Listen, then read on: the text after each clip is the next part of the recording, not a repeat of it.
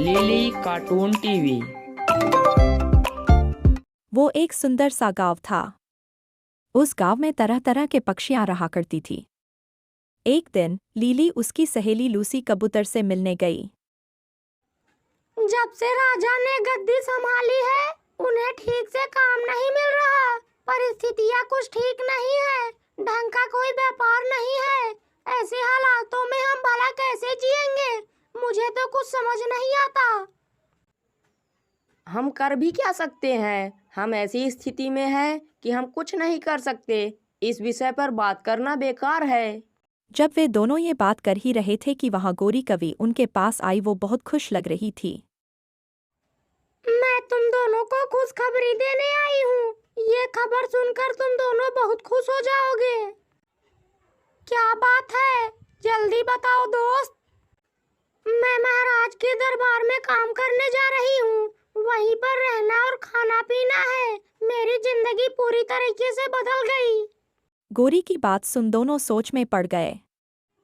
क्या हुआ दोस्त? तुम दोनों क्या सोच रहे हो? क्या तुम दोनों को ये बात जानकर खुशी नहीं हुई? ऐसी बात नहीं है, लेकिन क्या महारानी जी ये बात जानती है? ये तो मैं नहीं जानती, पर महाराज ने मुझे काम पर रखा है। अगर ऐसा है तो तुम वहां पर मत जाओ दोस्त। महारानी बहुत ही सख्त है। किसी से भी कोई भूल चूक हो जाए तो उनसे बर्दाश्त नहीं होता। वो उन्हें बहुत कठोर सजा देती है। मेरी बात मानो, तुम यहीं पर कोई काम ढूंढ लो। उनकी बातें सुनकर गोरी कवि बहुत घबरा गई। दोस्त, अभी मैं अगर जाऊं या ना जाऊं, मेरी सजा तो निश्चित है। मैंने उनसे वादा किया था कि मैं काम पर आऊंगी।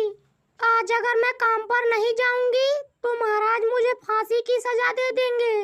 मेरे लिए तो दोनों तरफ मुसीबत खड़ी है। मुझे जाना ही होगा। गोरी यह सोचकर बहुत दुखी हो रही थी। उसके दोस्तों ने उसे गले लगाकर हिम्मत दिए और सावधानी से काम करने के लिए कहा। गोरी बहुत दुखी होकर वहां से लौट गई। अगली सुबह गोरी सीधे महाराज के दरबार में गई। महाराज ने कवि से कहा, तुम दिन भर यहाँ का काम खत्म करने के बाद शाम को महारानी के पास जाना। उन्हें तुम्हारी जरूरत पड़ेगी।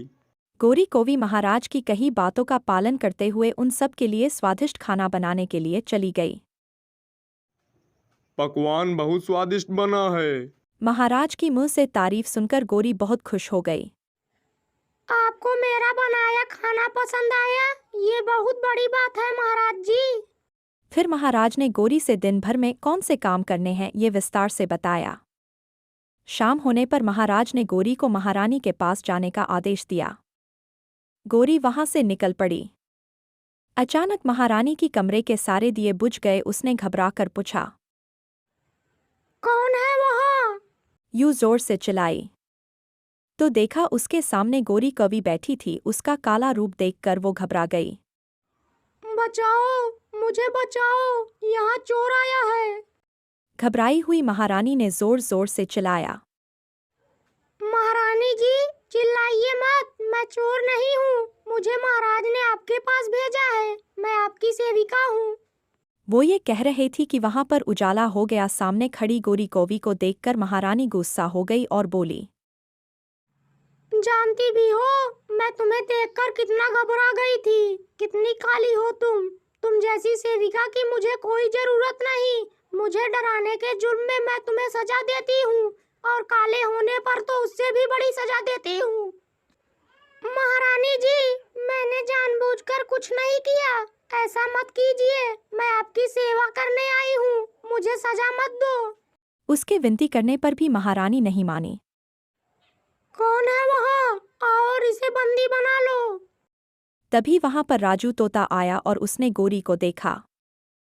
वो और कोई नहीं, उसकी दोस्त ही थी। महारानी ने उसे गुस्से से आदेश दिया, देख क्या रहे हो? इसे ले जाओ और बंदी गृह में बंद कर दो।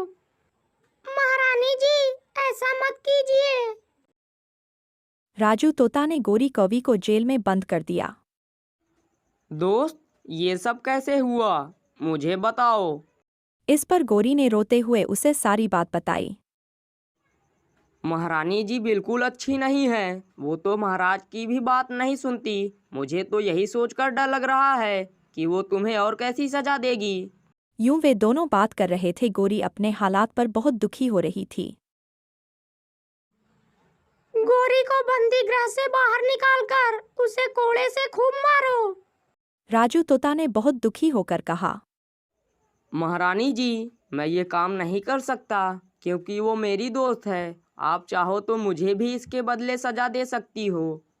राजू तोता की ये बात महारानी को बहुत बुरी लगी। तुम्हारी इतनी हिम्मत कि मेरी बातों को टाल दो।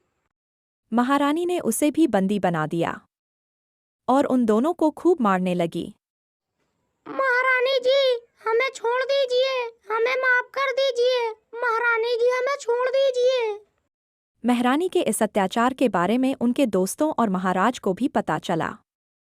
वे सभी वहां पर आए। महाराज ने पूरी बात जानी पर वो महारानी के आगे कुछ न कह पाए। कबूतर ने बड़ी चतुराई से कहा।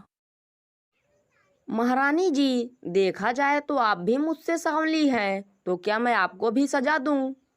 कबूतर का साहस देख महारानी ने उसे कहा। मुझसे जबान लड़ाने वाली तुम होती कौन हो? कोई मेरे फैसले के आगे नहीं आ सकता। अगर ऐसा है तो आपको भी हमें सजा देने का कोई अधिकार नहीं है। महारानी ने गुस्से से आदेश दिया। कौन है वहाँ? आओ और इसे भी बंदी बना लो। इस राज्य में रहने वाले हर किसी को आप सजा देंगी तो आप किस पर राज करेंगी? वैसे भी एक महारानी का काम होता है अपने साम्राज्य की देखभाल करते रहना, ना कि उस पर क्रूर महारानी बनकर सजा देते रहना। हाँ महारानी जी। आपका इस तरह छोटी छोटी बातों पर सजा देना सही नहीं है। आप हमारे दोस्तों को छोड़ दो। काले और गोरे रंग में क्या रखा है? ये तो भगवान का दिया हुआ रूप है। इसे भला कोई कैसे बदल सकता है? आप भी एक बार सोचिए ना।